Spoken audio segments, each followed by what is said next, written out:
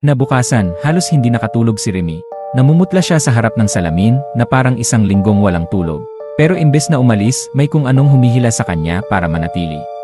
Gamit ang maliit na flashlight, bumaba siya sa silong ng bahay para hanapin ang pinag-ugatan ng amoy insenso at bulok na kahoy na bumabalot sa gabi. Sa sulok ng silong, may pinturoong halos natakpan na ng mga lumang aparador.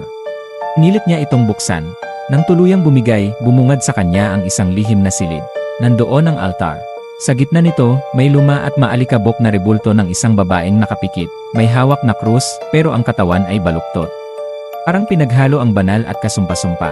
Sa harap nito, may mga basag na bote, tuyong dugo sa sahig, at isang itim na rosaryo na pinitas ang mga perlas. Sa tabi ng altar, may lumang larawan. Isa roon ay batang babae. May pangalan sa likod, Rosalia. Inihain para sa ikaliligtas ng grupo. Biglang uminit ang pinto sa itaas. Sumilip si Remy. Wala namang tao. Ngunit mula sa itaas din, may mga yabag ng paa na parang bumababa. Isa. Isa pa. Isa pa. Isa pa.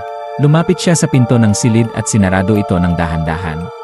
Habang hawak ang seradura, narinig niya ang pagdaing ng isang babae. Mahina at parang tinutukso siya palabas. Remy. Remy. Alam mo na kung bakit ka naririto.